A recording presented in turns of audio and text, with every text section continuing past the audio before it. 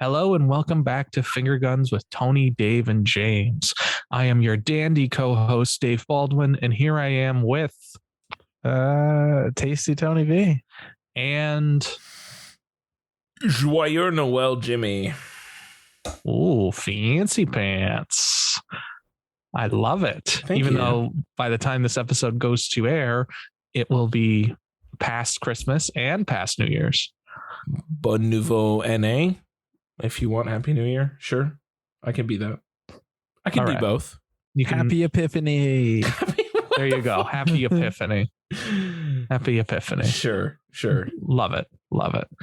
Yes, we are recording this one early because by the time you hear this, God willing, I will have a daughter and I will be dealing with poopy diapers and screaming and crying, both her and myself. And Tony and I will be working on our January episodes sans Dave Baldwin. Yes. Womp.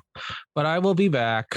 Don't you worry. And I'll be keeping these two chuckleheads in line. Fuck off. Very soon. Buddy, what the fuck are you talking about? But this is our last episode of the season. Season finale. And I'm very proud of us that we got this far. I know this was a little project that we kept talking about and we kept laughing about. And oh, we should do it. And it was a game of chicken. We actually pulled off one episode every 2 weeks with a couple of episodes in the middle. Right. I'm pretty impressed with us. A couple bonus episodes in there and an interview that we got to do as well. Oh, yeah. We had a pretty banging season considering we covered 3 festivals. Yeah, we did. We did. It's wild. Yeah. Fucking wild times.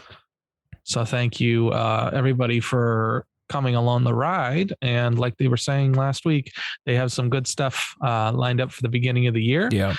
I'm sorry I'm not going to be here to see it, but I am definitely looking forward to listening to all of it. Every single one of our guests has like very big shoes to fill. Super big shoes.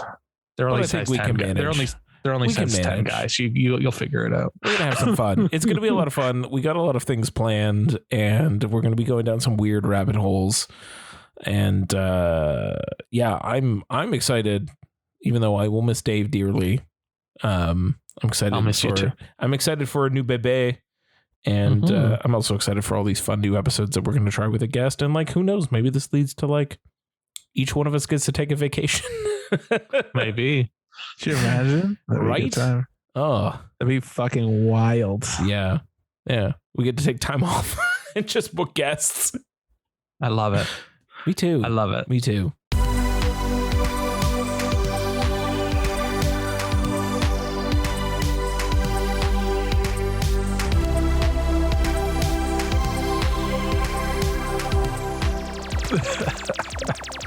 So for this ultimate episodes, for the season finale, before we kick off 2023 with season 2, we're going to look back at 2022. The year that was. That certainly was. But this was a fucking banger ass year. For film, yes. For film, yes. Yeah. I don't even talk to me about TV because like I was solely focused on film. Sure. Well, and real life was a little hard too. Yeah.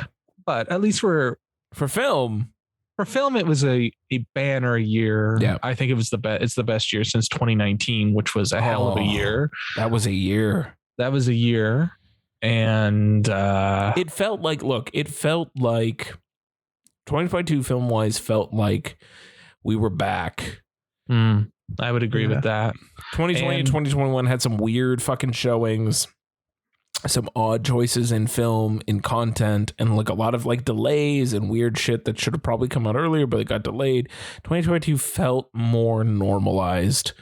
Yeah, like it's still not there. No, but we're never going to get back to it. Yeah. And we just got to stop looking at the past. We got to start looking towards the future. And we all had crazy years ourselves. Exactly. And, we're just ready to shut this shit down and look to the new one, look to the future. Exactly. So with that, let's kick this fucking episode off. This is the 2022 wrap up for Finger Guns. So we're gonna do things out of order, I guess, this time. Pew, pew, pew. Pew pew pew your fucking self, Tony. Pew, pew, pew. We're gonna do things shine. Pew pews. We're gonna kick things off. We're gonna go right into Tony. Yeah. Which Shutter minute. Fucking look at this. Like you got two, like our audience gets two themes back to back. Shutter minute and fucking our OG theme. And Yeah. Tony's gonna vibe through it right now. Here we go. The Shutter fucking minute. Evil lurking deep inside, its darkness knows no limit. So listen closely if you dare. This is the Shudder Minute. All right, Tony B. You need to stop doing that. I'm glad that It kind of reminds me of the Monster Mash, like, you know, like the fucking Monster Mash guy. It's got this like, this sort of like Vincent Price sort of vibe to it. Yeah, And definitely yeah. some Vincent Price. Yeah. It's just a good fucking jingle.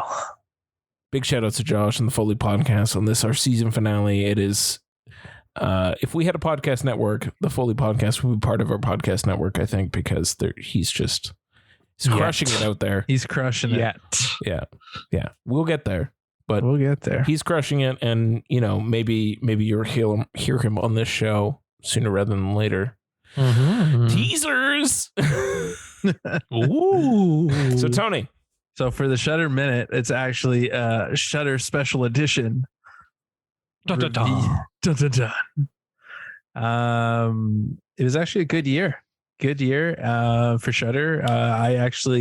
There was about just over, I think, 30 original Shutter original movies that came Yeah. out. And out of those, I saw about 20 of them. that's fucking pretty good, man. That's pretty fucking good. I didn't realize I saw that many when I actually started to go Yeah. through all the movies. I was just like, shit. I Big watched ups. a ton. Big ups to Shudder, especially once they added us to their screener channel and like we started getting a whole lot of them. Good for them. Thank you. Big fucking ups. Thank you, Shutter. Thank you, So Shutter.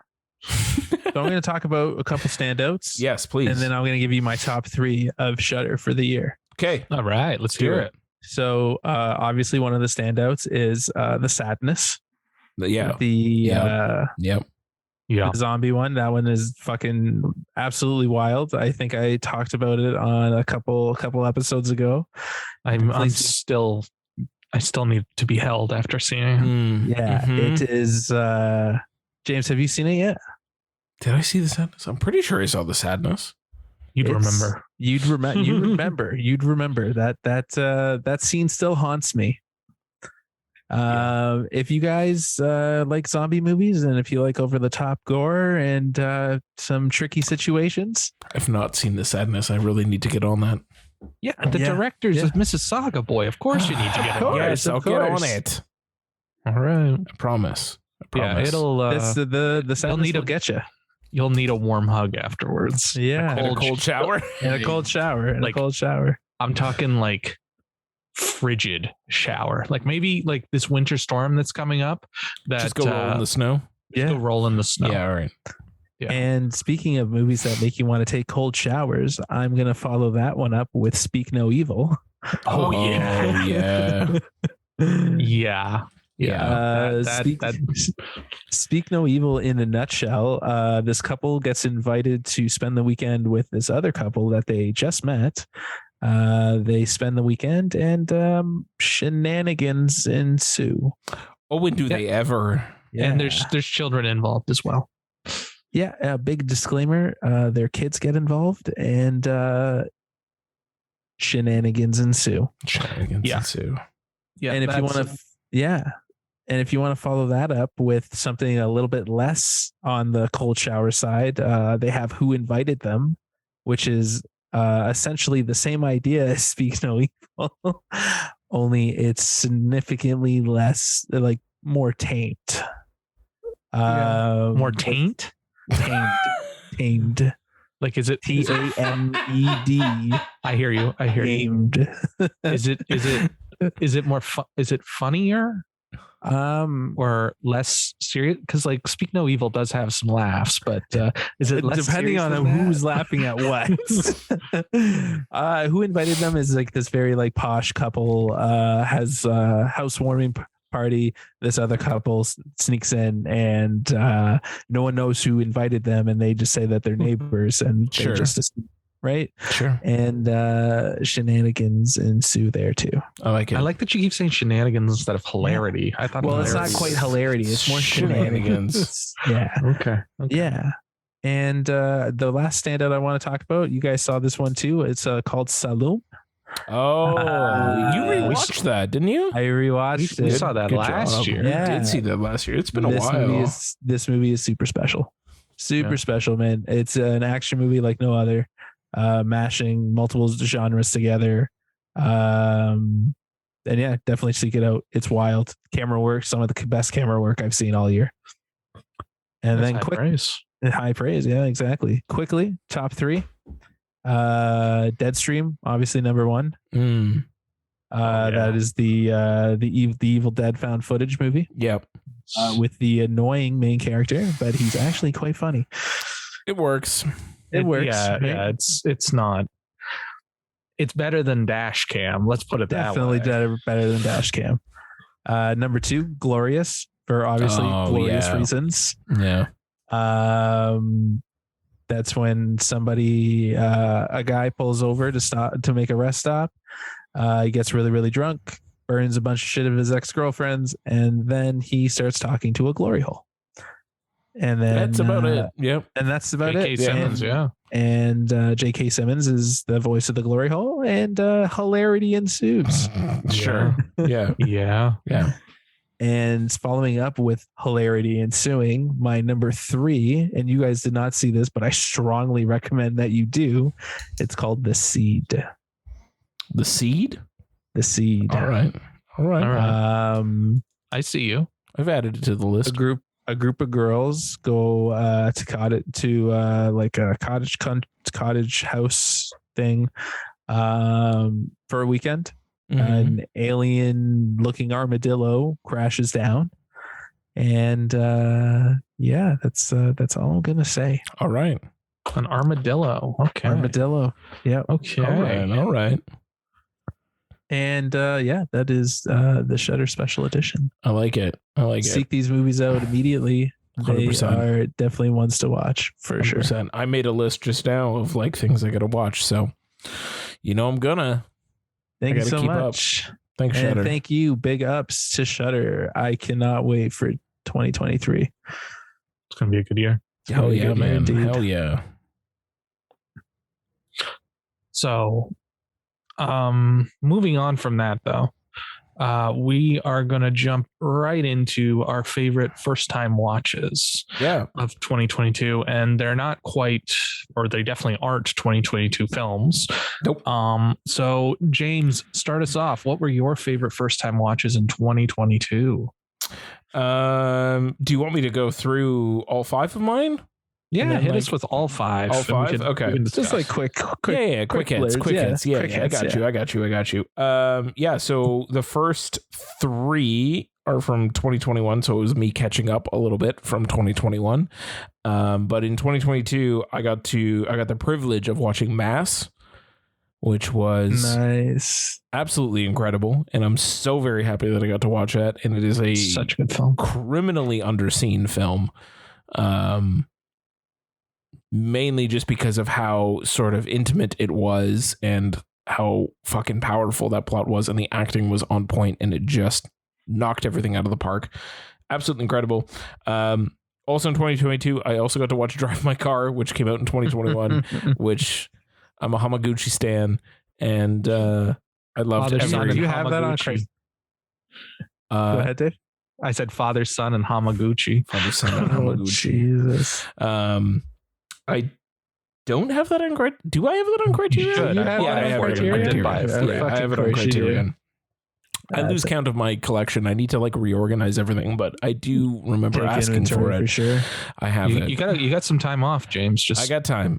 just do it. I also watched Nitram in 2023 or 2021.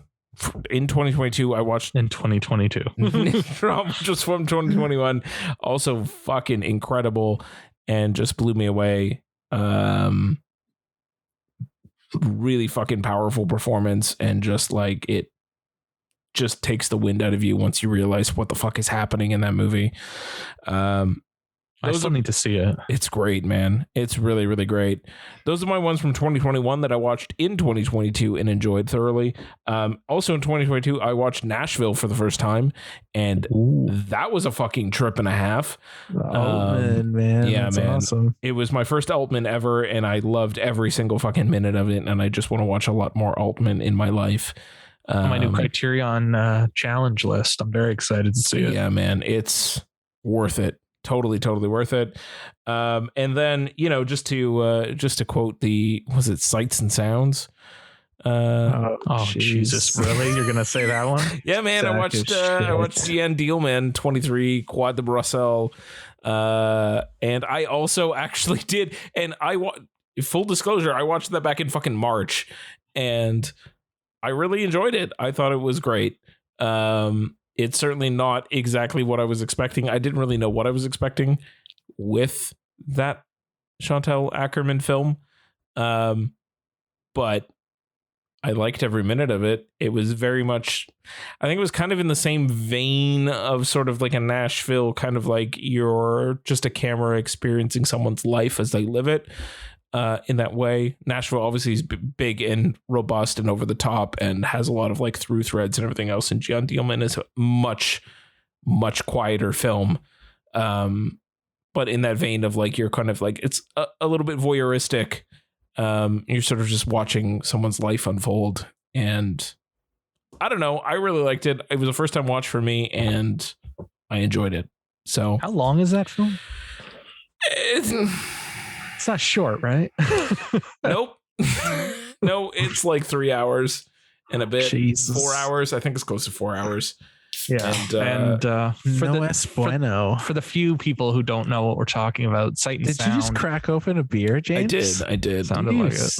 Fuck, man. Good for you. Good for you. Sight and Sound put out their annual, their semi-annual. I don't know. They make a list quite often, and of the top 100 movies as voted by critics and filmmakers, all sorts of people, all sorts of important people.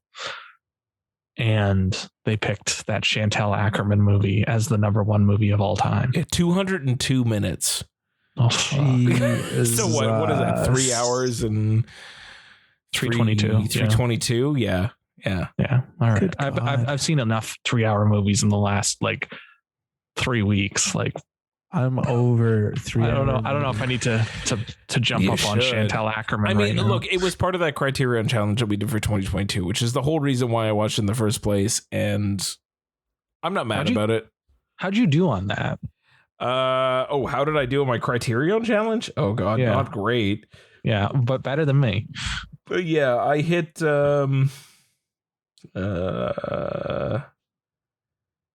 what is that? 4, 8, 12, 16, 18, 20, 24, 25, 26. James is counting. 26 out of 52. That's about half. I'll take that. I did 3. Yeah, I did 26. Tony, did you like go beyond it? What do you mean go beyond it? Did you go beyond 26? 27. Motherfucker. Well, look, like this episode is coming out on like in January 2023, so I might be able to sneak ahead. I got a lot of time off between now and January 3rd, maybe let's do it. Are you doing it again? Yes. Okay, yes. good. I do need to take some time next week to like build my list, though. Yeah, priorities. I just posted my list this week. Actually, well, that's very nice for you. I'm proud of you. I did too. Thank you. I think the only thing I dislike is that when you post it on that guy, I think his name's Ben. Yeah. When you post your list on his thread, you get bombarded with everybody else's fucking list. Yeah. I've had messages the last 2 days that like somebody commented on this thread. It's like, okay, and you can't turn off like new comments. Yeah. Yeah. I think you can mute it, but like it still tells you. Yeah. So well, anyways, that's my 5 sort of surprises. First watches for 2022 that I really like that were not films that were released in 2022. Very good. Very good. Very proud of you. Dave, Very proud of you. you hit us with your list. Okay. I just saw the one. I want to mention one more. I had already made a list, but Right. here we go. Okay. So my list. I have 7 of them just because I need to talk about all 7. Fucking First, guy. This fucking guy. It'll be quick. This episode's gonna be fucking tiff. No, extra it'll be fucking- quick. It'll be quick. Go. It'll be kick, go. eh? Okay. So Killing of Kenneth Chamberlain, which knocked my socks off when I saw it after Tony told me to watch it. Since we're talking about movie, man. chilling to the Chilling. bone, to the bone. Agreed. Mm. Since we're talking about the Criterion Challenge, The Brood, David Cronenberg, that I needed a cold shower after watching, and excellent picture. Yeah. One of our 1972 films, Cabaret, which I was not expecting to like at all and ended up loving the hell out of it. Right. So Yeah. I'm really excited about that. Reanimator, which I finally saw and Fucking yes. fucked me up. That movie was bananas. James, have you seen it? Reanimator? Yeah. No, I have not. I really need to though. Fuck. Do yourself Bananas. a favor, man. Yeah. That movie is amazing. It's wild, just wild. Revenge from 2017, which I missed at TIFF and never forgave myself. And I finally watched it, and holy Jesus, just that movie, Yeah. chef's kiss, just so violent, so much fun, so much just what the fuck, man. And Matilda Lutz is amazing in it. And you know what? Just don't trust the French, because they just know how to fuck you up. Yeah. Seriously. Yeah. That was a good one. I really enjoyed that one. And then the 1-2 punch of movies that I wish I had seen much earlier than this: Out of Sight, which I sang the praises of a couple weeks back, Right. from Steven Soderbergh, Yep. as well as Walter Hill's Streets of Fire, Fucking Streets of which Fire. I loved Amazing. so much. I love And I've been that. listening to the soundtrack, or at least two songs off the soundtrack, like permanently since I saw it. And Yeah. holy Jesus, I love Streets of fucking Fire. It's fucking awesome. I love That that. fucking opening, man. That opening is like an all-timer for sure. Yeah. Yeah. God damn. Yeah. Yeah. Was that quick enough for you, Tony? I thought it would be. It's brilliant. Yeah, brilliant. No notes. No. You see how that's how a Shutter Minute should be done, Tony. So why doesn't he turn it into your Shutter Minute, No. David? You can have your Shutter You Minute. can, Tony's the unofficial Shutter spokesperson. Yeah. Fucking fan to the podcast. Shutter. Yeah. One of the only ones that we're not joking about when we say it. True. They're true friends. They are true friends. Real menches. All right, you Fuck. ready? You guys ready? It is hot. It's Hanukkah right now, I'm James. not- Come on. I didn't say a word. Well, I did, but whatever. It's fine. Tony, First times. first times. First times with Tony V. You're not getting a theme, buddy. Jesus. Like, First time watches Very Bad Things. That movie. Fucking one for the Brooks, man. I was not expecting that at all. I am so happy I finally saw it. That movie's fucking bleak. That movie is fucking bleak. That ending, holy fucking shit. yeah. Next one, Memories of Murder. Speaking about endings that fuck you in the face. Yeah. That's a good one.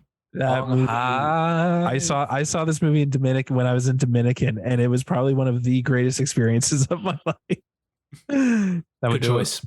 It was a good one. It's a good I'm choice. gonna follow it up with another Stuart Gordon movie, From Beyond. If you guys liked Reanimator, From Beyond is well, it's not quite as good as Reanimator, but it's fucking delicious. It's delicious. Isn't It's it? the best Is it word. goopy, Tony? It's fucking goopy. Does it Do you goop? do you like goop? I mean, I've gooped. This movie goops everywhere. I might have actually seen that movie theatrically. What? I think I've seen What? it. Yeah. From Yeah, Beyond. I think they did a Stuart Gordon night that I went with friend of the podcast, Matt Layden, to go to at like, I don't know, some weird fucking underground thing in downtown Hamilton. He's just like, oh, let's do this. This and I sounds think incredible. I definitely saw From Beyond, which I remembered nothing about. So I want to rewatch it. And we watched another one called Day Gone, which is another H.P. Lovecraft related Nice. joint. So that one I don't remember being very good, but I do remember From Beyond being This movie fucks. A film. a film. And then real quick, Brain Damage. I think I sang the praises of this on the podcast. That one's pretty goopy too, but it's just so fucking funny. And then the last one, this one was an absolute like blind pick. Like the only reason why I found out about this movie was because I was just literally looking at the unobstructed view Arrow selection, and this movie popped up. Doom Asylum. Yeah.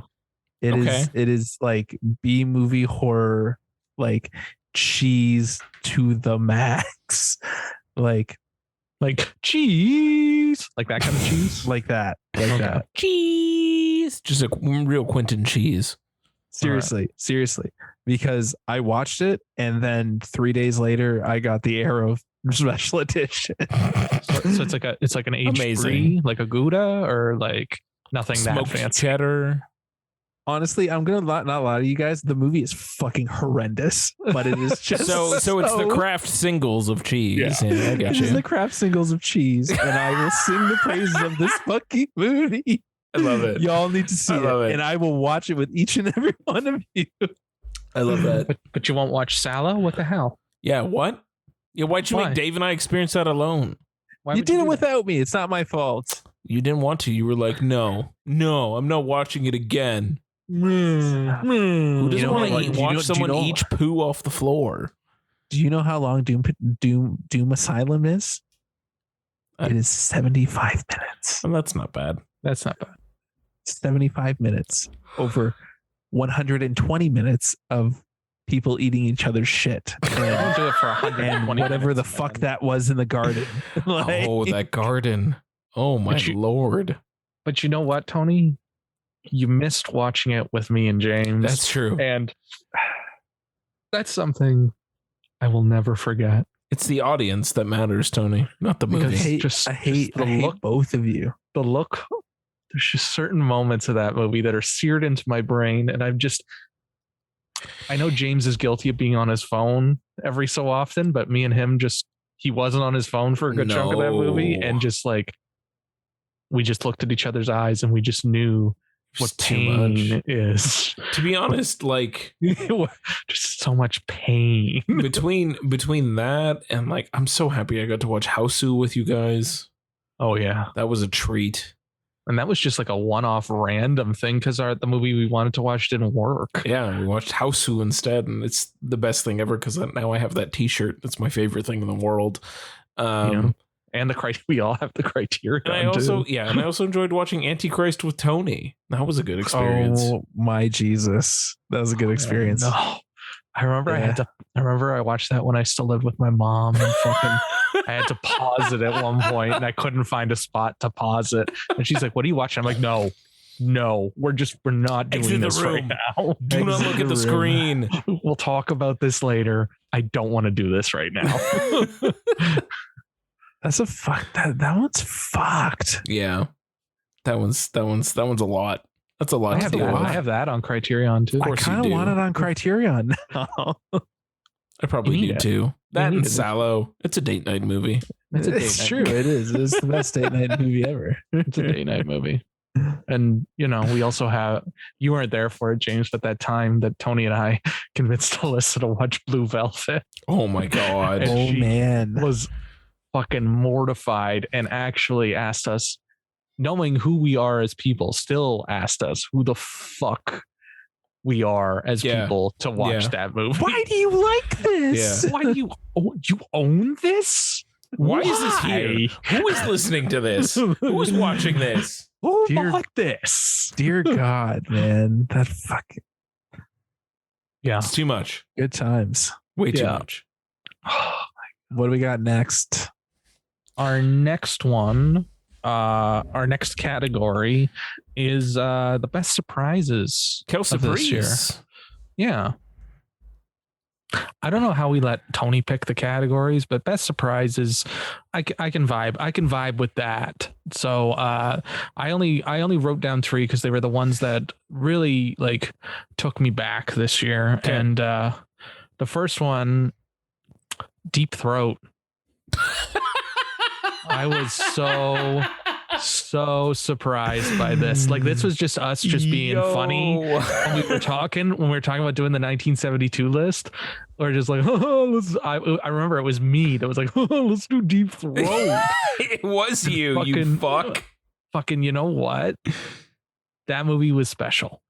I know that there's a lot of controversy about it.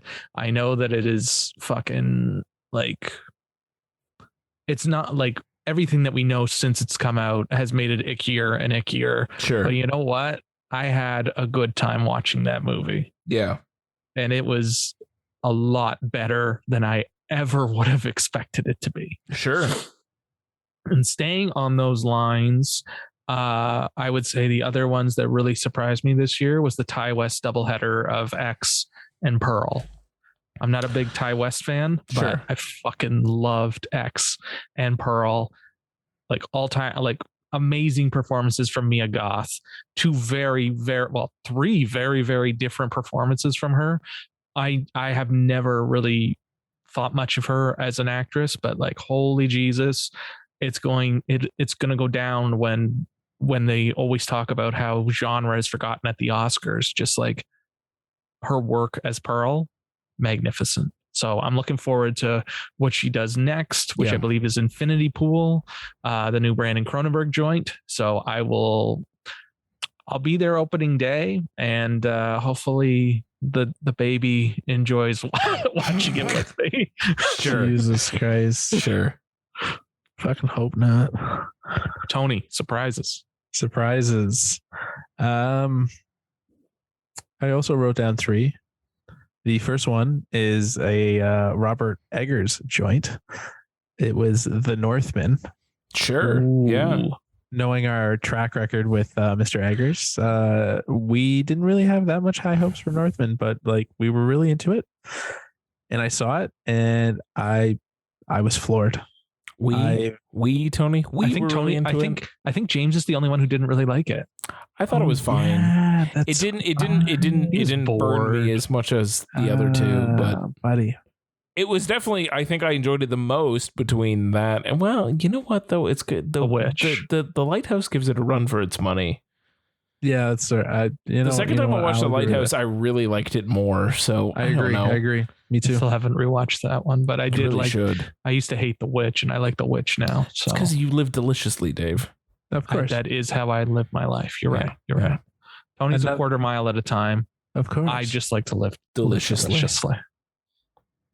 Fantastic. The next one that knocked me off my rocker, Chippendale Rescue Rangers. Sure. Ooh. Yeah. Yeah, that had no right to be as fun as it was. Seriously, I went in 0 expectations, and this movie fucking brought like Giddy the fucking fuck up. giddy up, and it's on Disney Plus, no less. And Yeah. I thank Christ. God, They got God away bless. They got away with a lot more than I thought they would. Yeah, they did. It was a good one. And justice Yeah. for ugly Sonic. Of course. Naturally. Best fucking cameo, man. Jesus. The last one I got on here is Vengeance. That one is the BJ Novak one. You guys definitely need to see it because I know you haven't. Yeah. That I was thinking, when I was going through our lists and stuff to preparing for this episode, I came across Vengeance, and I just remembered the ending. And it sticks with you. It definitely sticks with you. And Ashton Kutcher has never been better. We'll say that right now. Even better than when he was Steve Jobs. Nah, fuck that. Fuck that noise. Fuck that noise. That's fair. Sit down. Please sit down. James, hit us with your surprises of this year. All right, my surprises. Just kind of going with like whatever thematically I felt like going with. There's a few things I got to watch this year that I was like really kind of surprised about. One was Good Time. It's my first time ever seeing Good Time, and I fucking loved that movie. Every minute of it.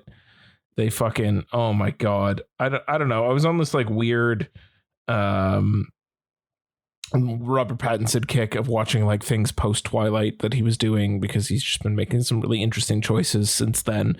And also it was the Brothers Safdie, which I'm also just a really big fan of, because Uncut Gems is a uncut gem. A masterpiece. And I fucking loved every minute of that.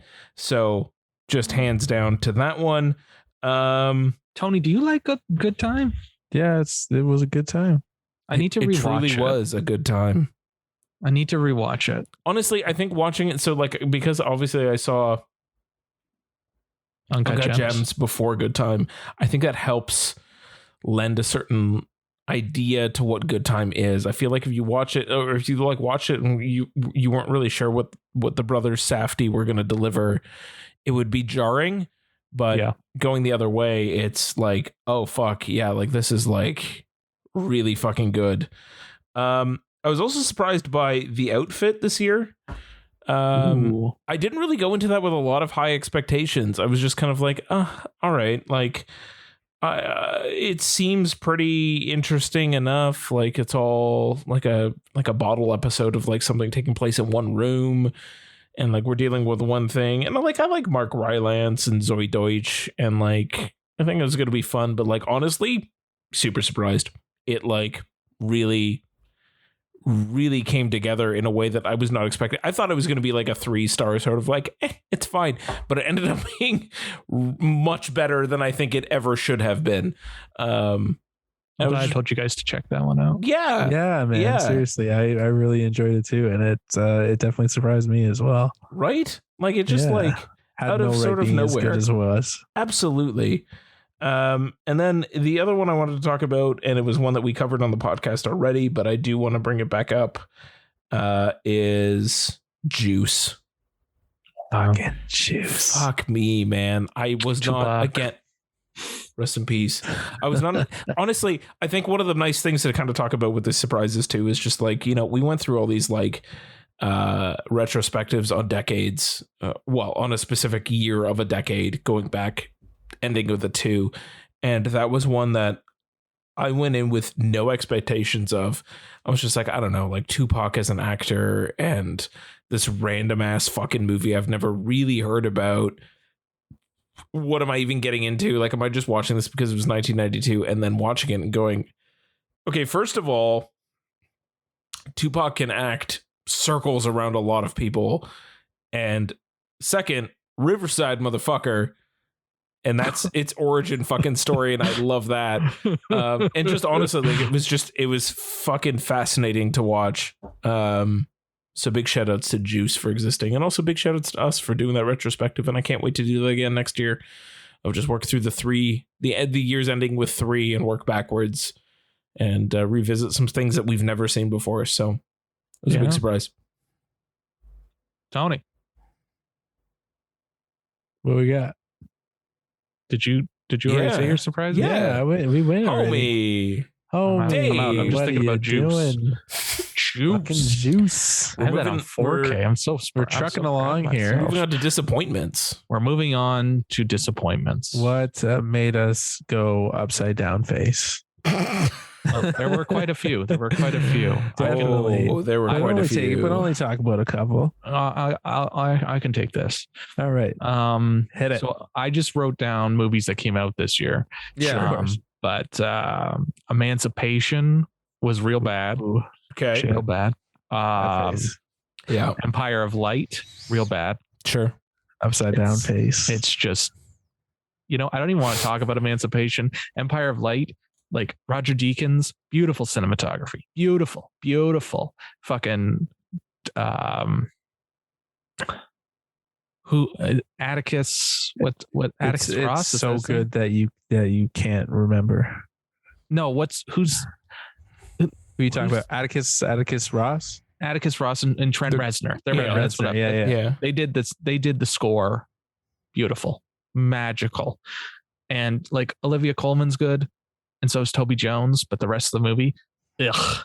I don't think Sam Mendes has ever made a movie that he just didn't know what the fuck it was about. Ooh, so fuck that movie. Jurassic World Dominion, really fucking terrible. Sure. Yeah. I don't know. I don't know why that's a disappointment, because it just should have always been an expectation of garbage. You know what? I expected it wouldn't be good, and it was worse than that. Ouch. It was worse. And like the Gold Man, he didn't even save it. Like, so disappointing. Sure. Thor, Love and Thunder. Yeah. I was fine the day I saw it, and ever since then I'm like, yeah. Criminal fucking doing dirty to fucking Christian Bale and Natalie Portman, who are so good in that movie that they don't deserve to be there. Yeah. They deserve better than that. Yeah. And then Crimes of the Future, which is showing up on a lot of top 10 lists, but I did not vibe with that movie. The new sex is not for me. No, are you just fucking kidding me? It let me down. It's probably the best movie I've named in this disappointment section. Oh yeah, that's top list for disappointments. Like that's the best of the worst. Yeah, like I wouldn't say it's like the worst movie of the year. I went in with a lot of excitement on that movie, and I was just like, fuck this. Yeah, And then the one that really it still fucking chaps my ass, The Sun. Fuck The Sun.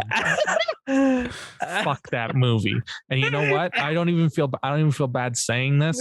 Last week we were talking, and we were talking about that Steven Spielberg and how I had a friend who didn't like the last 20 years of Spielberg. I swear to God, loves The Sun.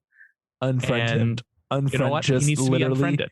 He needs to go. I'm sorry. He needs to go. Your friendship has run its course, and he needs to go. You just need to go separate ways. Like, he needs to go. Like, James, maybe we'll just do a deep dive when I come back on The Sun, because by then you'll have seen it. Yeah. And just, oh my God. Yeah. That's fair. It's a hell of a that movie. Yeah, it's such a hell of a time. I don't really want to watch it in its stupid ass. Just before this podcast, I was out for food and drink with super friend of the podcast, Josh Fumo, and composer of the podcast, Josh Fumo. And we were talking about, like, he asked me, he's just like, do you watch movies, like, if you know you're not going to like it, do you still watch them? And I'm like, for the podcast? Yeah.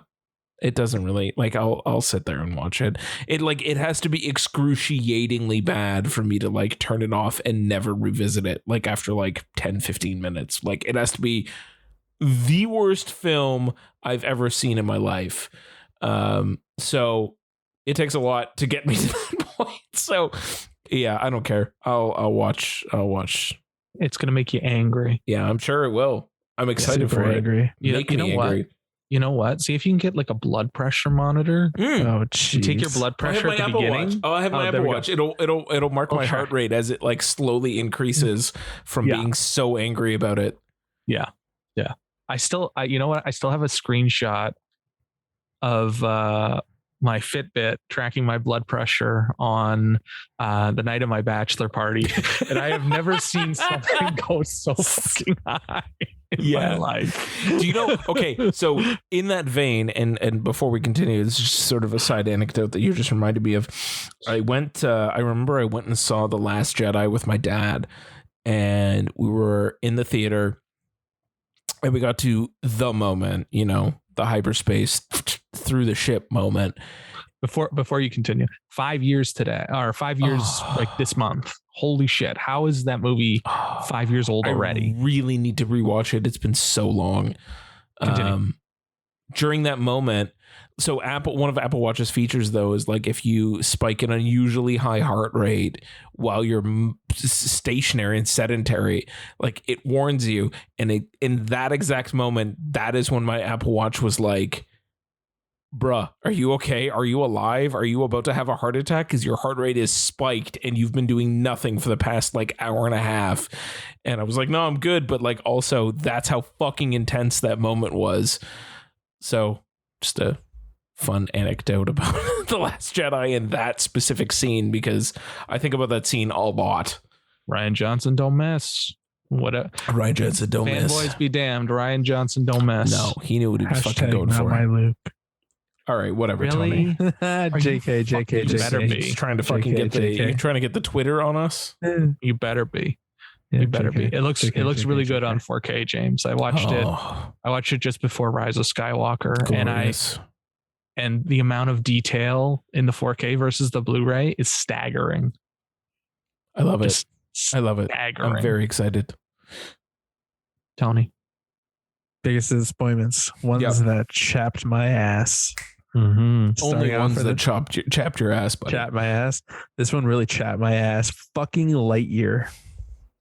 Oh, Fuck that god-forsaken movie. rip. I've only seen it in pieces, And but it's fine. every time I watch it, it just makes me angry. Yeah, Sure. because seriously, hang on 2 sec. Sorry, friend of the podcast, Miss Lou is fucking jumping all over the fucking table now. That's fine. Luna, I'm in the middle of a show. Can you just like, Is fine. she a friend of the podcast, or is she like the mascot of the podcast? well, like, all we have three multiple. cats. We have multiple. All 3 cats mascots. are mascots. Okay. That's fair. That's fair. They can each have their own segment. Exactly. Meow, Clo- meow, meow. Closey's got Dave's New Blues. Of course. For Dave's New Blue, she just fucking hisses at the mic and runs Meow, away. meow, meow, meow. It's Dave's New Blues. Anyway, so fuck Lightyear. More importantly, Sure. Yeah. Another movie that would also like to be wiped out from the face of this earth, The Gray Man, because I fuck, should have written that one down. fuck The Gray Man. Sure. That movie was supposed to be good, and it was far from it. Sure. They did my girl Anna so dirty in that Like, movie. so dirty. Another one that I was pretty disappointed about, Men. Yeah. And I know men are typically disappointments anyway. I was about to say men are usually disappointments. So, it But should okay, have- you know what, Tony? ridiculous. We were kind of like, you were briefly talking about your time watching Men offline, but like, I don't think we ever finished this conversation. So I'm kind of, I'm curious about it. That last bit though, like, I know how much lead up it took, and it took so long to get there. But like that last bit, Yeah. horrifying. What was that? Fucking That was- nightmare fuel. That was something that I will not be able to unsee Right. ever. It just took so long to get there. Exactly. Like, why wasn't the whole fucking movie like that? Right. Like, pick a Yeah. goddamn lane, man. Yeah, don't okay. just Like, like, I should still try and see get it? me. What's that? I should still watch it. You should, just You to say should, that you yeah. want. Like, I mean, like, I don't know, Tony, what you gave it on Letterboxd. I gave it 2 stars, but like, I want to think I gave it. Jesse I- Buckley numbers. So Definitely. I think I gave it around there too. I was just a real big, like, I fucking loved Annihilation. I fucking Yeah. loved it. I loved it like you guys loved Ex Machina. And like, I was just so let down. yeah, So you just let like, down. you just Yeah, like that it's fucking not- dance scene at the end. Well, yeah, obviously. I mean, like, Men is not subtle at all. It is At the all. most over the top, overt messaging you could ever get in a movie. But Just like, nonsense. honestly, most of my stars were actually all of my stars were for that last fucking, I don't know, 40-ish minutes that was just like Yeah. pure nightmare fuel.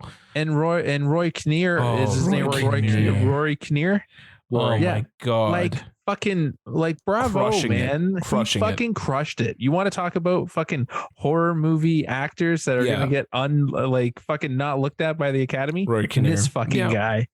100%.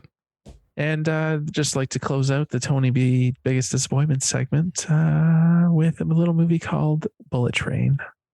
Oh, you didn't I like Bullet was- Train? buddy, I was so let down. Man, I had so because he's high. a Percy. Yes, he is a fuck Percy. you. He's a No, straight up fuck Percy. you. Fuck you guys. All right. That movie could have been so much better, and it just wasn't.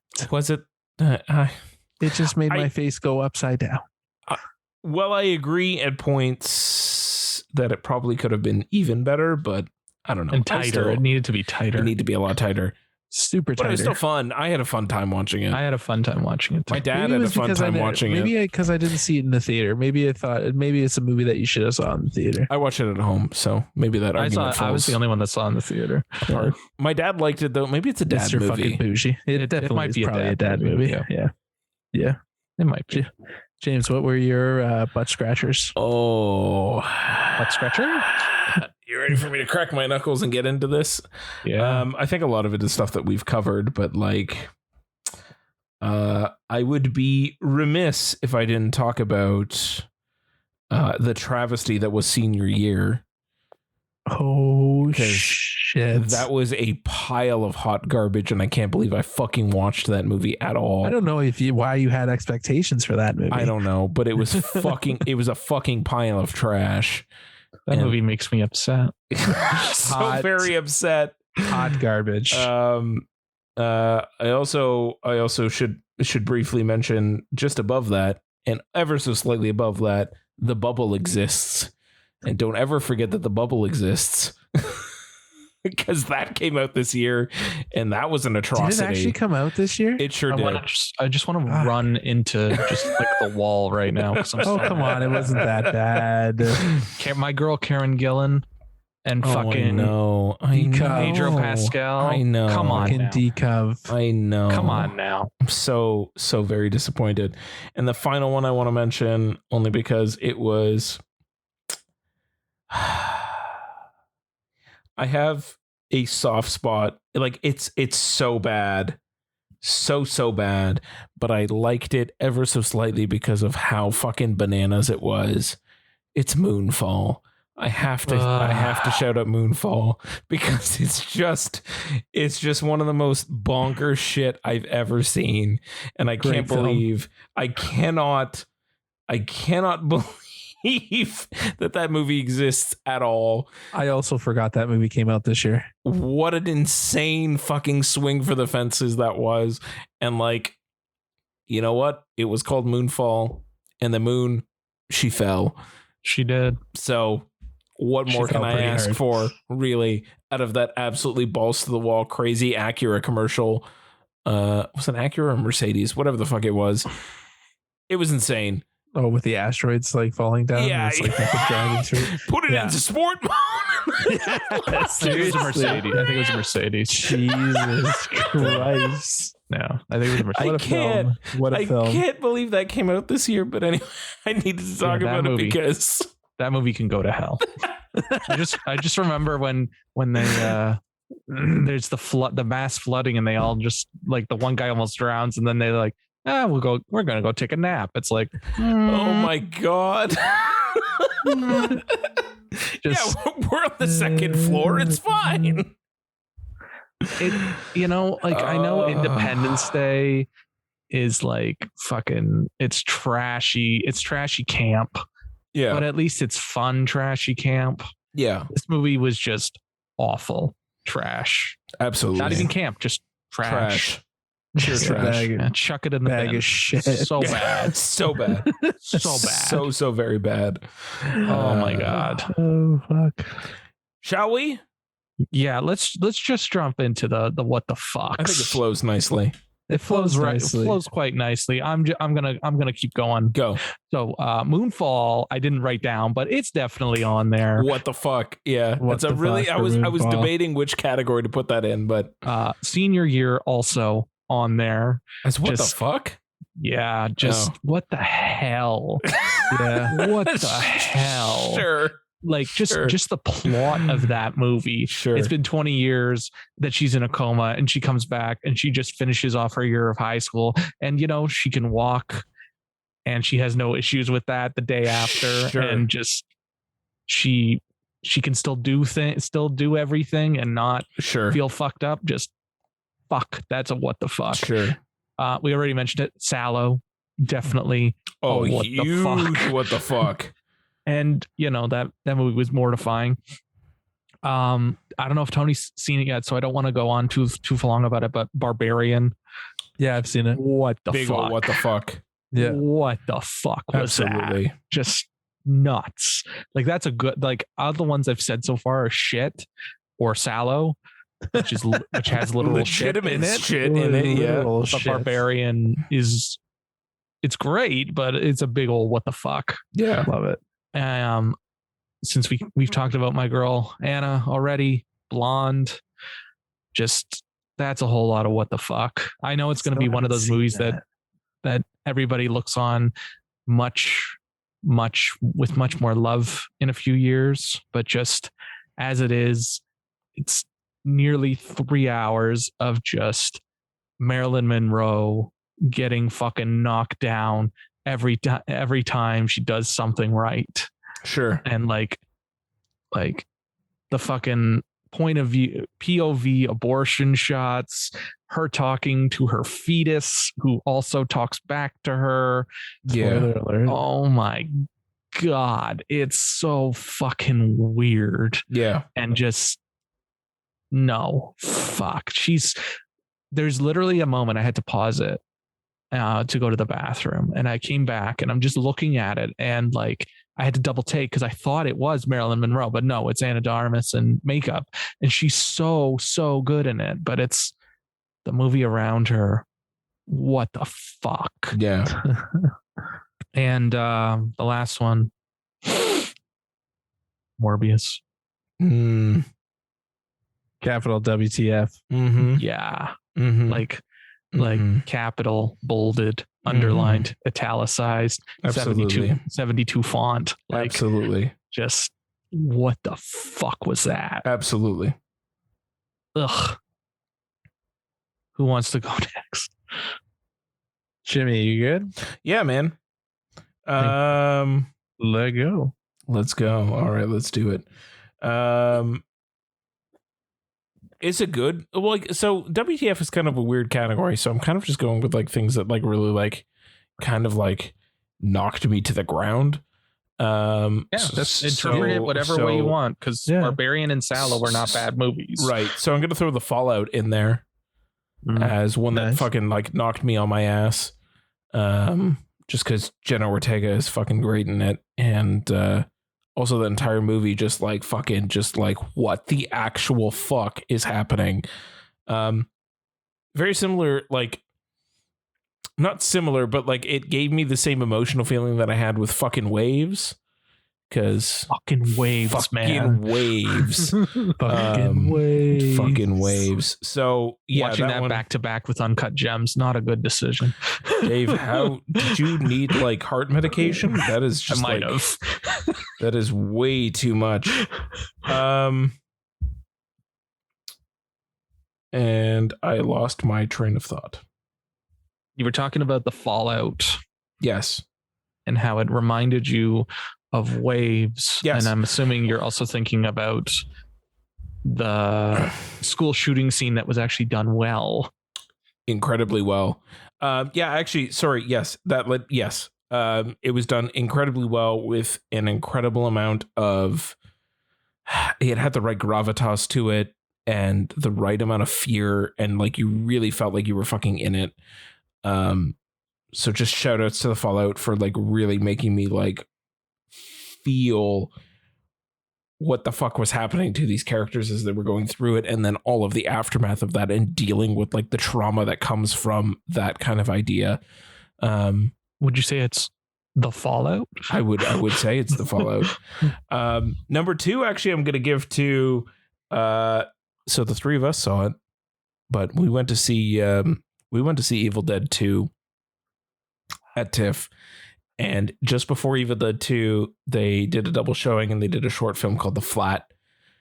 And that was one of the most what the fuck experiences I've ever had, because I had no idea what the fuck I was watching, but I was completely enamored by this film from 1968 that was so like, I don't know, avant-garde and so in the same vein as Evil Dead 2, but like 20 plus years prior to its existence of just like really weird shit happening to one guy in a fucking cabin. And I was just surprised and shocked and what the fucked the entire time. And I can't believe like in 13 minutes, I almost lost my fucking mind watching this thing. It was incredible. And I almost forgot about it until I just looked at it now and went, oh yeah, this fucking thing. Well, we were on edibles, so that would probably be why. Yeah, that definitely helped. That absolutely definitely helped. And then the other what the fuck thing, I mean, I'm just going to throw it sort of classic Crash, because I watched Crash for the first time. And that is a true, absolute what the fuck of a movie. Yeah. And I also enjoyed when Dave, you and I went to see Crimes of the Future and they had like random ass David Cronenberg props just kicking around the light box, and the fucking like weird brace thing was there, and It's still there. Yeah. It's Magical. still there. When we saw Babylon, it was still there. Magical. That was a lot of what the fuck for me. That's fair. I watched a lot of Cronenberg this year, and it's hard to pick just one that's more what the fuck than the last, but I'm throwing it to Crash right now. That's fair. That's fair. Have you seen Naked Lunch yet? I have not seen Naked Lunch yet. Okay. Come back. We'll come back to you. We'll circle back. Circle back. We'll circle back. You're in for a treat, my friend. I'll get there. I got to watch all my Cronenberg. Oh, my daddy Cronenberg. Tony. For me, biggest what the fucks, Fresh, because what the fuck was Fresh. Speaking of Big Daddy Cronenberg, Crimes of the Future. What the actual fuck? Yeah, that that's zipper fair. scene, like what the shit? Fucking ears McGee in the gallery. Ears like, McGee. I'm not good at the old sex. Yeah, Yeah, I like, bet you're not, Dave. seriously. Holy Spider. Because Holy Spider. Jesus Christ. I need to watch that. That's on my list. Cold showers, man. Cold showers. That ending, that is just like shaken to my very core. Yeah. Right down to the bones. Right down to the bones. And speaking of something that shakes you to the fucking real of your core, Not Okay. I fucking hate this movie, but this movie made me feel so violently uncomfortable. Like, I watch a lot of horror, and I've been through, and I've seen Sallow, but We've all seen Sallow. but I shit you not, guys.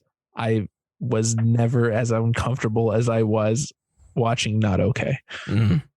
That movie would you say was that you were not okay? I was about to say, would you say that you're not okay? Precisely. That said, Dylan O'Brien's pretty awesome in that movie. Yeah. Totally. Yeah, totally. he's Totally. alright. Totally. Yeah, totes. So yeah, fuck that movie. Yeah. But fuck it. Fuck. Like I hate that fucking movie. Absolutely. The movie should not fucking exist. Absolutely. Yeah. So that wraps up our what the fucks. Let's all take a brief moment and let's reflect on the films that we didn't get to watch in 2022. Just let's list them out. Obviously, we can't talk about them because we haven't seen them. So let's just talk about some things that like we wish we had the time to see this year. Dave, what do you got, man? You want me to go first? I do. Mainly because I want to roast you alive. Oh, you're going to. You're going to. The Inspection. Okay. Decision to Leave. You didn't miss much. Armageddon Time. Mm-hmm. Bones and All. Mm-hmm. White Noise. Yeah. Terrifier 2. Mm-hmm. Yeah. Triple R. Fuck you. Fuck you. you. Fuck you, man. You are a damn like You teased me today. You teased me Buddy, today, you teased asking if you us. could fuck You it, like if teased us. everything was going to be good for you to watch it. I and, gave you like, the most great I know. way to fucking experience this movie. I hate killing you. me. I'm more disappointed than you guys are. You should be. If anything is on your list between now and this episode's release, it's that. I don't Yeah, care. Seriously. You carve It out is. those 3 fucking hours and you watch Triple R. You It are is. missing out. I know, and I'm very, Everything else I don't give a fuck Very about. upset. Watch it all, but like, whatever. I'm very, very upset. But Terrifier 2, I really wanted to see and get fucked up by that. Yeah, So that's fair. Tony. The sad ones that I missed. Tar, Marcel the Shell. Oh man, you Yeah, missed Marcel the Shell? I did. Unforgivable. You fucking idiot. All Quiet on the Western Front. Yeah. I should have put that on my list too. Yeah, that should be on both of your lists. Elvis. I really wanted to see Elvis. I know. Okay, I know. that's fine. I You really can watch wanted that. to. You I can watch really it. wanted You can to. watch it. And Bones and All. That's fair. That's a good list though. Yeah, it's Yeah, a solid good list. I list. was pretty upset. Oh, and I didn't see Prey. I really wanted to see Prey. I'm hoping by the You time didn't see Prey? I didn't see Prey. I didn't see Prey either. What Yeah. the fuck is wrong with both of you? I know. I wanted to watch man. all the Predator movies. I saw the first two. Right. All right. That's I fair. got some time coming. I got some time. When You've I'm with got the some baby, I'm time. feeding the baby. We'll watch some Predator. So the first episode that Dave's back outside of our like 1 year anniversary episode, Tony, we have to have like a fuck Dave's New Blues. It's Dave, catch us the fuck up on everything you watched because Jesus Abso-fucking-lutely. Christ. Dave's It's gonna be a catch good up in time. it. Yeah. Dave's catch up hour. It's gonna Yeah. be like it's just gonna be me talking for an hour. Yeah, that's fine. Yeah, I don't pretty care. much. Just host the fucking episode yourself. Yeah, it's fine. just It could talk. be a Dave. It can be a Dave exclusive. Yeah, there you go. Ooh, oh, that's too much. I don't know if I like that. That'll be a bonus episode. yeah. That'll be a Patreon subscriber A episode. special. Yeah. I like that. My lord. What'd you Jimmy. miss, Jimmy? Senior or SR Yeah. dot, the Robert Downey Jr. Junior, doc. Robert Downey. Yeah. Bones and All. Yes, that's on my list, of course. We're all We all shit the Timmy. bed- We're all we Timmy shit the bed stands, on and we Timmy. shit the bed. Yeah. Sorry, Timmy. Sorry, Timmy. Tar. Yeah. I do have to see Tar. Bardo, I want to watch as well. Fuck Bardo. I know, but I want to watch Bardo's it gonna be anyway. nominated, buddy. He's gonna be nominated. I don't watch know, it man. Anyway. I don't know. I want to watch Till That was a good one. and Not great, but good. Her performance though is Yeah. S tier. Decision to Leave as well. Those are Not mine. missing much. You say that, but he's definitely getting nominated.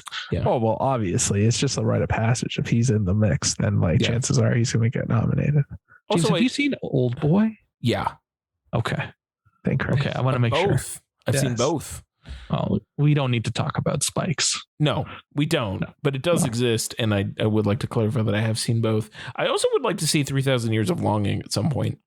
I heard good things. Yeah. I heard Mhm. very good things. I hear it's like a hidden, like it's a very like underappreciated movie. Probably, and I feel like Yeah. it's going to be like a thing that I will enjoy on my own and not in a theater.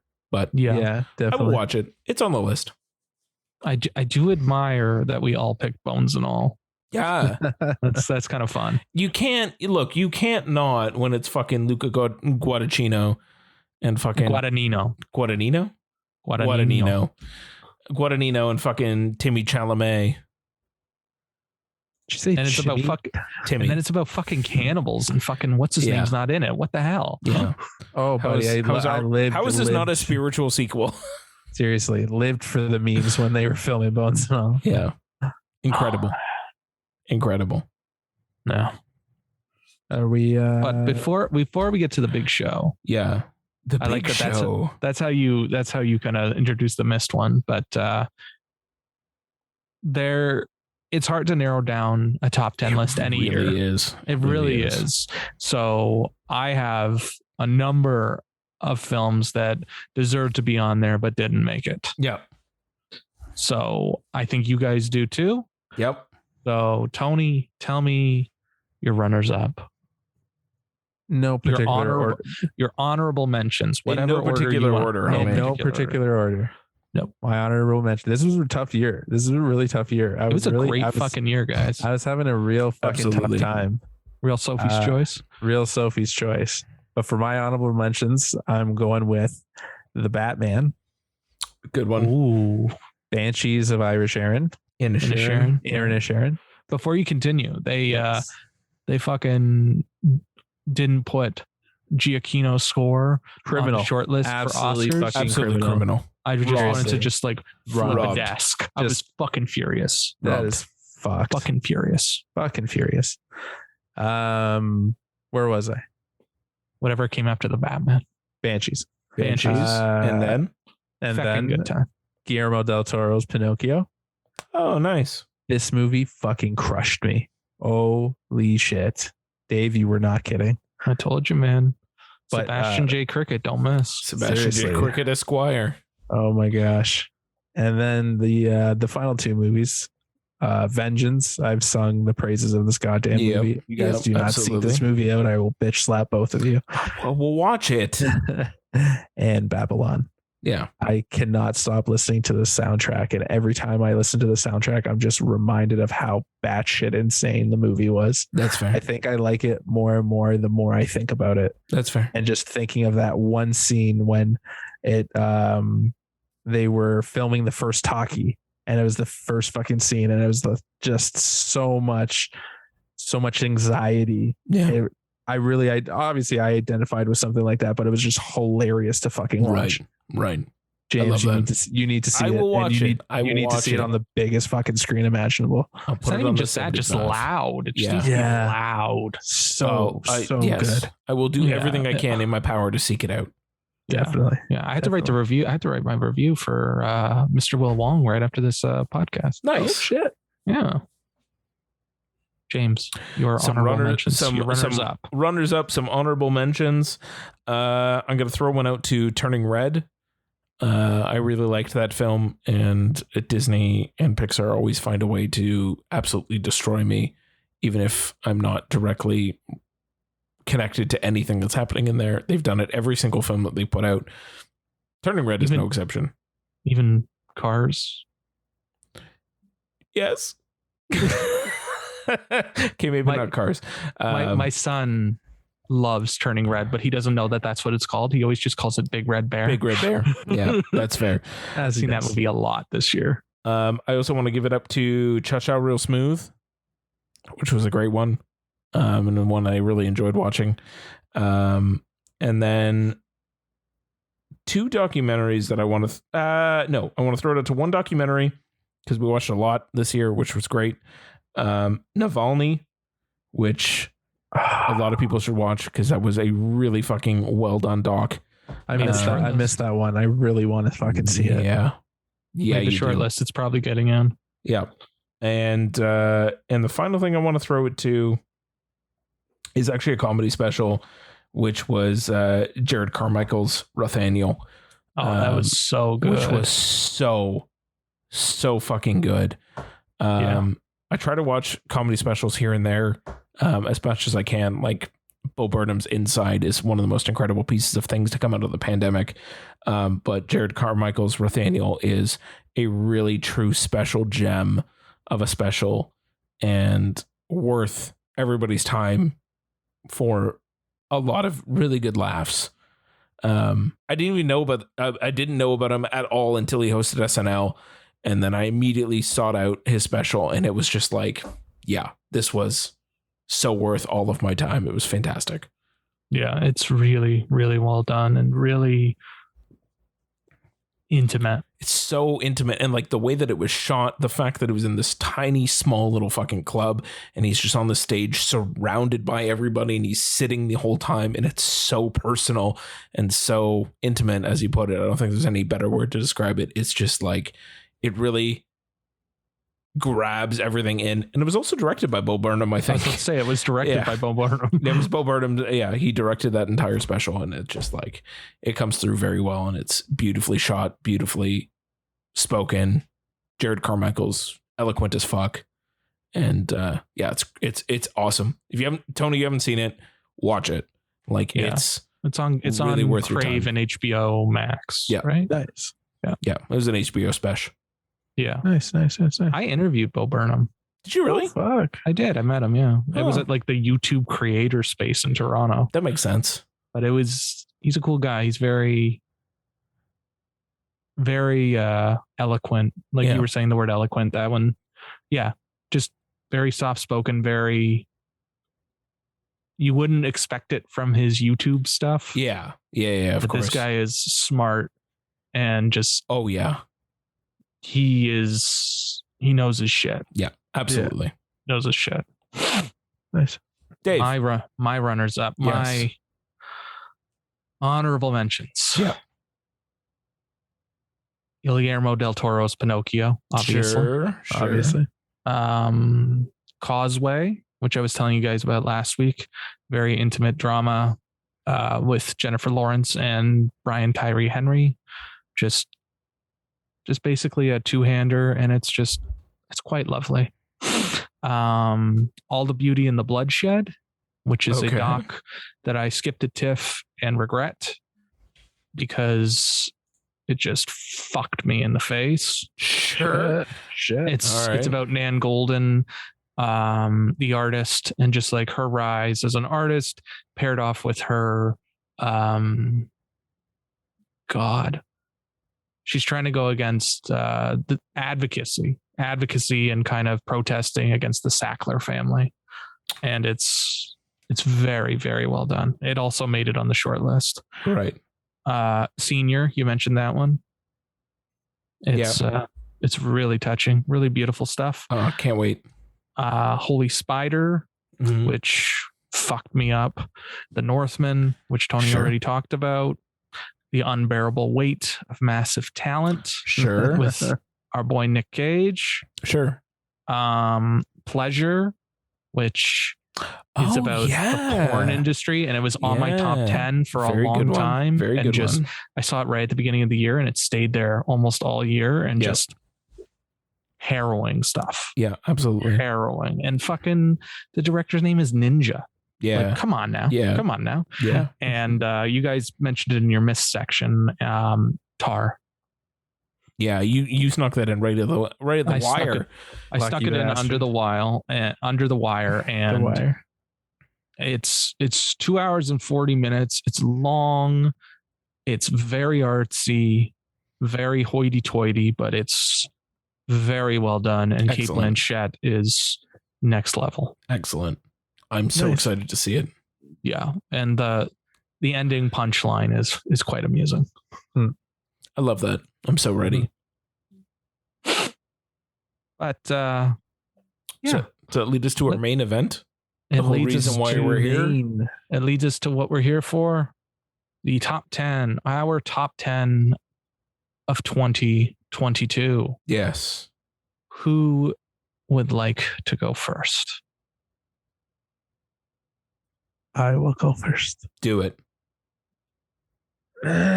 You Let's see how shit Tony's you- list is. you volunteer that's yourself fucking- as tribute. Of It's gonna- course, it's gonna be And that's pretty garbage. vicious, Jimbo. Our top 10s are probably going to be Morbius, very number fucking one. absolutely. Go from number 10 down to number 1. Obviously, Mm. number 10. I got you. Okay. I would like to hear. Let's Count it down. count us it down down It for for is us. extremely. It was extremely fucking hard. It was. Extremely. But starting at number 10, Triangle of Sadness. Okay. Yeah. It's a goodie. Yeah. Number 9, The Mhm. Northman. Sure. Number 8, Everything Everywhere All at Once. I'm just gonna- Criminally too low. Too low. you know what? it's I'm so fine. proud of It's you fine. for putting it on your top 10. I but still you- got it. I'm I happy it still, made I it. still I'm got happy it it. made the I cut. still got Made it the cut. in. I watched happy it it made the cut. finally. Yep. It's an excellent movie. I really enjoyed it, but again, this is fucking tough, man. It's fine. You know what? It's your list. You get to Thank do what you. you'd like. It is my It's, list. it's your and I truth, whether it's Yeah. it's right or wrong. It's your truth. Whether it's Well- right or wrong. Yeah. I can't wait to shit on your guys' lists. That's fine. You can. I'm number excited. 7, The Whale. Sure. Excellent film. Finally came out. Finally I can't came wait to out, see yeah. it. I can't wait to see it. Number 6, The Fablements. Mm-hmm. Then number 5, Fresh. Sure. Sure. Number 4, Top Gun Maverick. Sure. Number I'll take 3, Talk to me, Goose. absolutely. Number 3, The Woman King. Okay. Okay. That's a high ranking, Tony. That's some Jesus. high Dude, I praise. Good fucking Christ. loved High it. praise. I loved it. Numero Uh, dos. Dos, The Menu. Oh, okay. Yeah. And the number one film Absolutely. of Tony's 2022 year? I think it's pretty obvious what my number 1 is. I think so Avatar, too. right? Is it Avatar? It is not Avatar. I know what it is. Jimmy, what is my number one movie? Is it of Triple R? Did you put 2022? Triple R at number one? It's fucking Triple R, Yes, my man.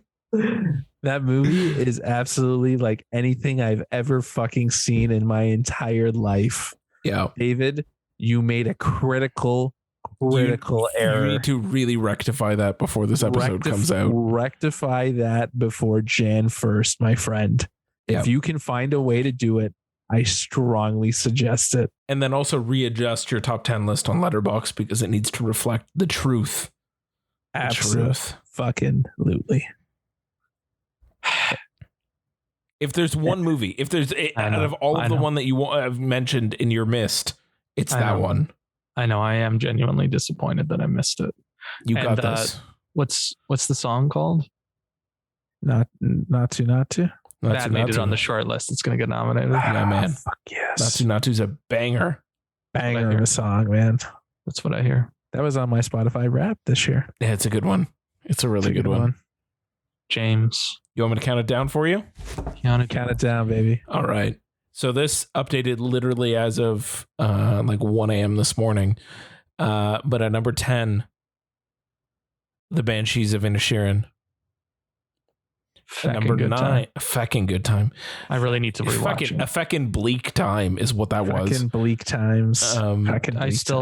Somebody posted about it on Twitter and I had to retweet it the other day. I have not stopped thinking about Jenny. Oh, Jenny. Poor Jenny. Fucking poor Jenny. Poor Jenny. I love her. At number 9, Brian and Charles. Oh, that's why you were asking about that the other day. Yeah, I fucking missed that one. I gotta see that. That's a good one, man. I love Brian and Charles so much. It was so heartwarming. It almost broke me to pieces. I never knew I could love a weird looking robot so much, but I do. I get it. And number 8, Fresh. Putting Fresh in number 8. I had a hell of a good time. I also don't know if that's skewed by the fact that I watched it with you two chuckleheads, but like I really enjoyed it. So yeah, I don't really care. Yeah. And number 7, All Quiet on the Western Front. That fucking thing blew me out of the fucking water. And I loved every minute of it. I honestly didn't go into it with a lot of high expectations because it was a remake of a remake of a remake of a remake of a book. And it lived up to everything I could ever want out of that kind of adaptation. Number 6, The Fabelmans. I loved it. Steven Spielberg is just The GOAT. a G. He's a straight up G, the GOAT. Number 1 of all time. He can fucking do anything he ever wants, and I will always be there for it because it doesn't matter. And it's like, I don't know, he could have made anything about sort of autobiographical, and instead he chose to make this. And it's like one of the most sort of heartfelt, intimate looks, introvertedly reflected on himself that I think I've ever seen. And it's beautiful and stunning, and I loved it. Right? He's holding a mirror to himself and his family, and it's beautiful. Scars and all. And fucking David Lynch, man. Yeah. Fucking David Lynch. Number 5, Marcel the Shell with Shoes On, because Marcel the Shell is probably one of the most heartwarming and gut-wrenching and like emotional movies I've watched this year, and I loved every single minute of that fucking little shell. Marcel is the greatest thing ever to exist. Number 5. That was number 5. Number 4, we have The Menu. Possibly one of the most sinister movies I've ever seen in my entire fucking life. Fucking adore that movie. I adore it. Ray Fiennes' best work in forever and ever. It's the greatest thing he's ever done. Number 3, and this was a really hard one to put at number 3. I tossed and turned between 2 and 3 for a while, but I put Top Gun Maverick at number 3. Because I absolutely adore that movie, and I saw it so many fucking times, and I needed to own it, and I love watching it. And it's just, say what you will about sequels, that's a way to do a sequel that bleeds into the nostalgia in the right amount and just updates everything and makes it so fucking worth every single minute of your time. It is a fucking blockbuster and a half. It's an old school blockbuster. And it's incredible. I can't believe it exists right now. Like, it's such a product of like the 80s, and like it's here now, and I love every minute of it. I want to watch it again and again and again and again. I agree. Number 2, Tony will only be slightly upset about this, but number 2 is, of course, Triple R, because it's incredible.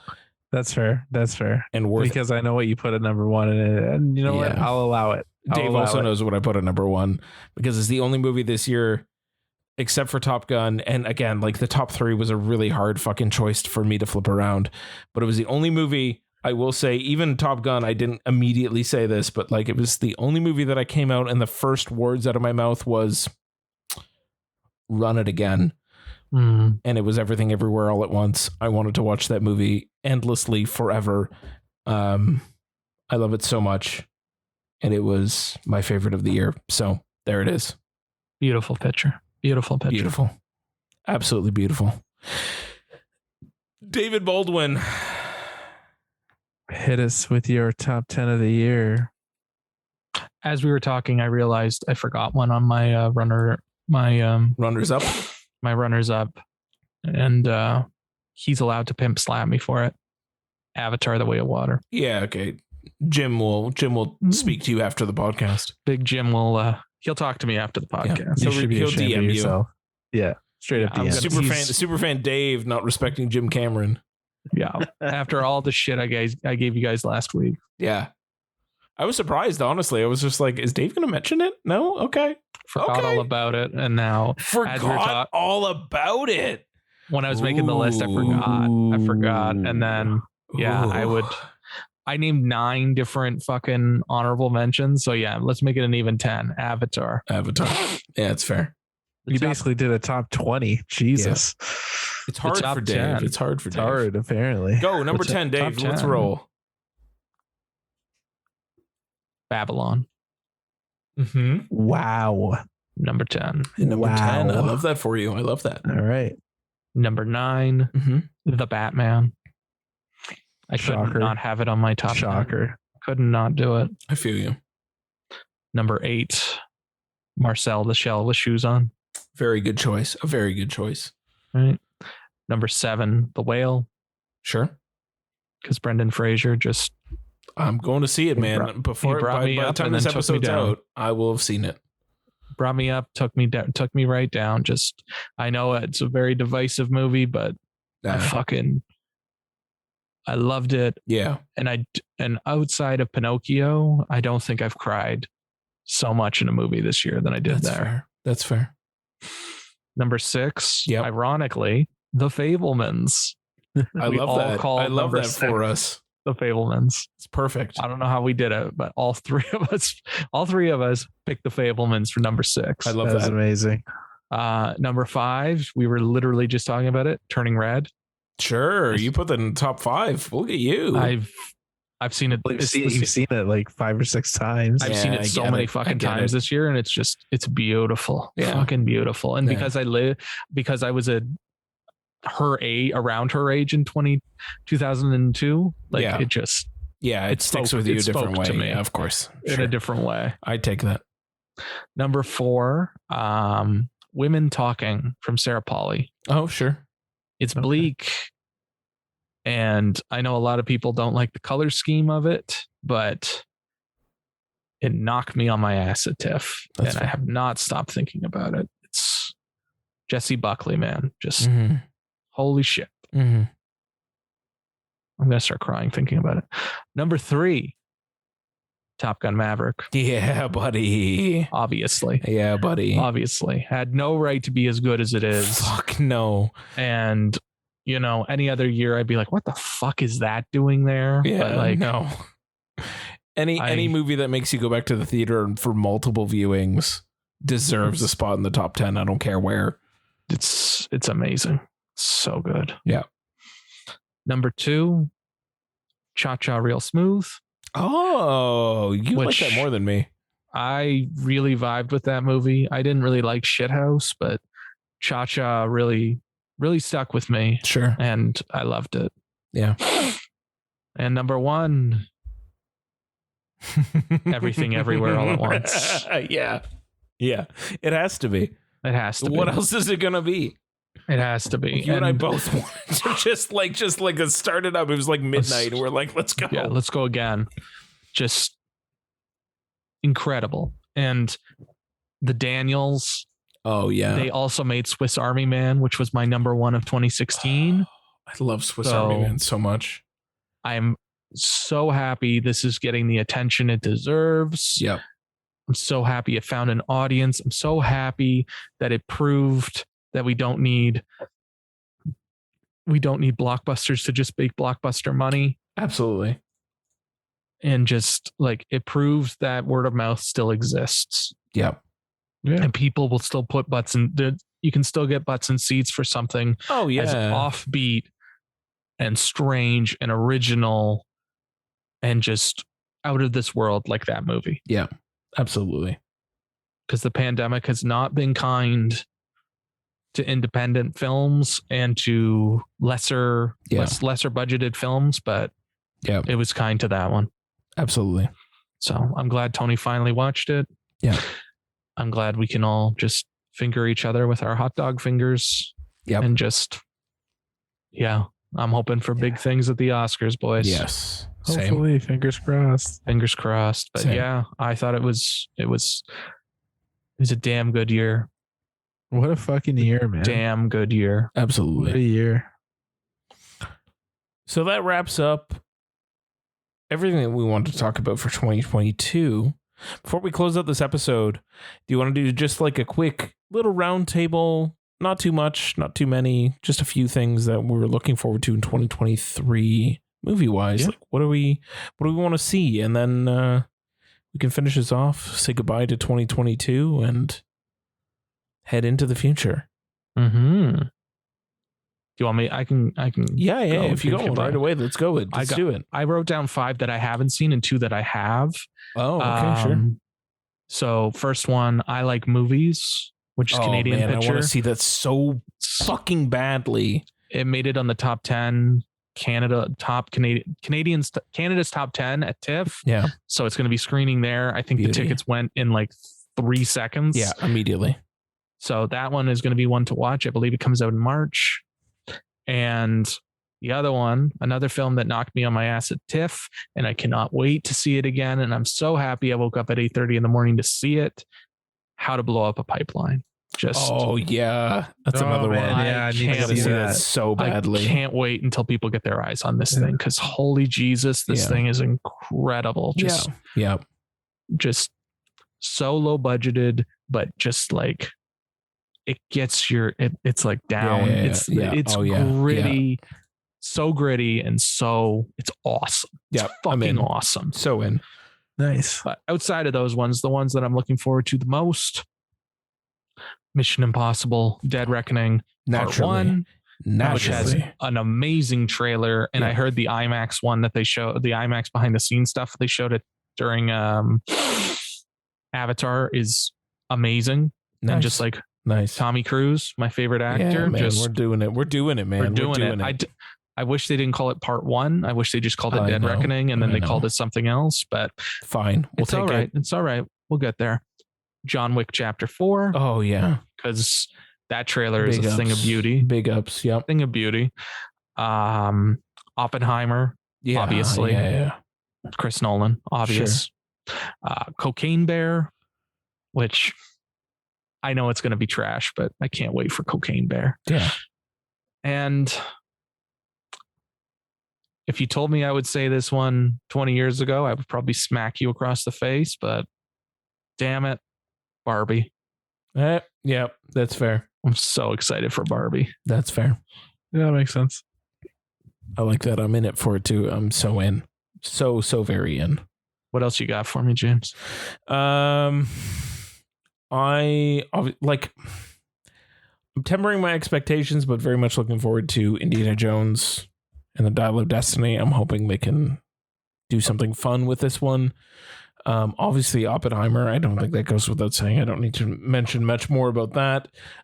Spider-Man Across the Spider-Verse, of course, because anything that's going to follow up Spider-Man Into the Spider-Verse, I'm fucking there because that was perfection. Oh yeah, we saw that together. Tony, don't fuck up this time. Yeah. I saw it in the theater. You didn't see it with us though. Yeah. I saw it with Mom. You got to see with us. You gotta see with us. Obviously. Dune Part 2, because I need Timmy. that follow-up. I need it real bad. Timmy, Florence, fucking Austin Butler. And lastly, I'll just throw Killers of the Flower Moon, just because Scorsese's my homie. Scorsese don't Marty's miss. gonna fuck me up. Scorsese don't miss. We'll have to see that one at TIFF because it's a streamer, and I don't think it's gonna go wide. No, we'll see it at TIFF. I don't fucking care. I've seen every single one of his narrative features in theaters since Gangs of New York. That's fair. None of his docs, but I've seen every single one since Gangs of New York, and I'm going to be there. Oh, we're going to be there. Killers of the Flower Moon. We're going to be there for Killers of the Flower Moon. Tony. Well, you've pretty much listed everything that I had going for me. Yeah, it's fair. The only ones that you didn't mention, Infinity Pool, obviously. Sure. Huge Brendan Cronenberg fan after he delivers the 1-2 punch of Possessor. Oh, Can't wait to fucking see what he follows that up with. I really You want to liked rewatch. Antiviral, really? To an extent, Possessor's way better. Possessor's the fucking bees fucking knees. At least Possessor, he's doing his own fucking thing and not just trying to be his dad. Chasing his dad, yeah. And then finally, the Ninja Turtles movie, Ninja Turtles Mutant Mayhem. Yeah. I am super stoked for this. And is that the Seth Rogen one? That's the Seth Rogen animated one. I'm super fucking excited. I am all things Ninja Turtles, even though I am 32 years old. And that's about it. To be honest with the both of you, I think I'm just gonna be chomping at the bit until June for fucking Ninja Turtles to come out. Like, it's been a fucking long time since we've gotten a Ninja Turtles movie. What were the other ones that we named that you wanted to, like Oppenheimer? Oppenheimer, obviously. Indiana Jones. Yeah. And John Wick 4. Can I throw one more in there that I forgot about? Of course I just remembered right now, and I think it's going to be like out right at the beginning of, well, just shortly after I think this episode comes out. But I want to see Megan so bad. I was about to say, is it Megan? It's fucking Megan. I can't fucking wait.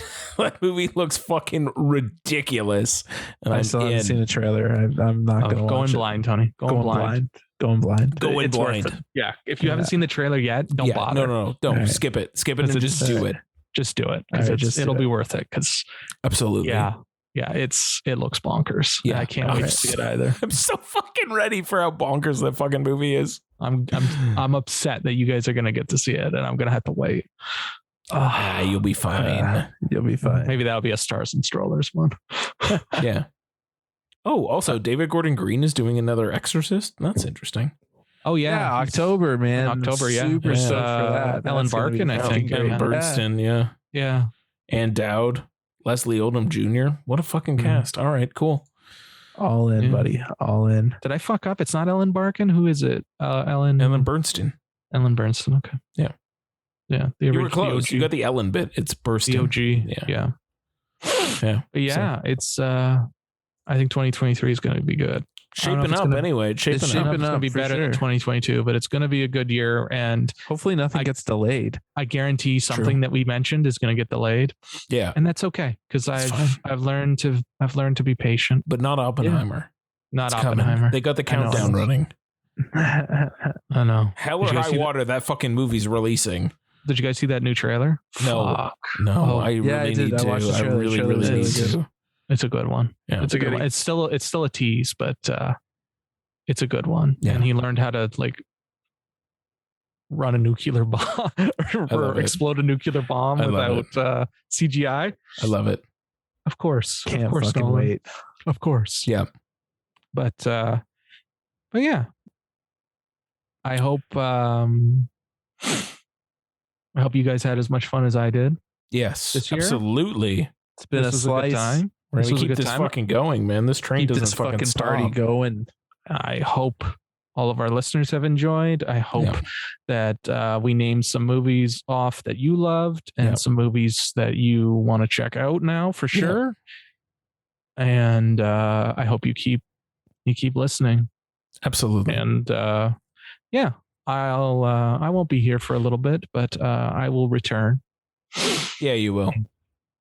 I look forward to hearing everything you guys put together while I'm gone. Thank you. Yeah, we're gonna have some fun. Tony and I, we got some good episodes planned, and we will of course surely miss the Dave Baldwin presence during our episodes, but I think it's gonna be okay. And you know what? At the end of the day, you're having a new child, man. That's gonna be great. You get like on top of paternity leave from your work, you also get paternity leave from the podcast. So we got benefit packages, everybody. If you want to join. Apparently. Wow, I'm it's gonna be good. It's gonna be good, boys. Yeah. It's gonna be a lot of fun. As this episode is coming out after the new year, I really hope everybody, all of our listeners, had a really happy holidays, a really good New Year's. Welcome to 2023.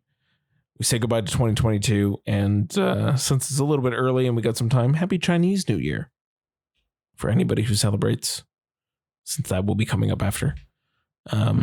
And happy Epiphany, everybody. Yes, yeah, Tony, happy Epiphany. Happy second anniversary to the insurrection in the United States, I guess, if you want to celebrate that too. No, all right, that's fine. No, unless he actually gets indicted and they do something. Let's not go political, boys. Let's not go political. We're finger guns here. That's true. We try not to be a political podcast. We are not a political podcast. There is no trying. We're apolitical. Fine. There is no politics in this room. Fine. Anyways, since Tony's a buzzkill, I think that wraps us up. Season 1 in the books, boys. Season 1 in the books. First of many, boys. Yeah. Congratulations, boys. Congratulations to you. Congratulations Dave, to you. We'll see you for our anniversary special. Yes, absolutely. I love you both. I love all of our listeners. Thank you again. We will see you soon. Yes. My name is Dave. Boys. And my as name always, is Tony. And I'm James. And we'll see you soon. Love y'all.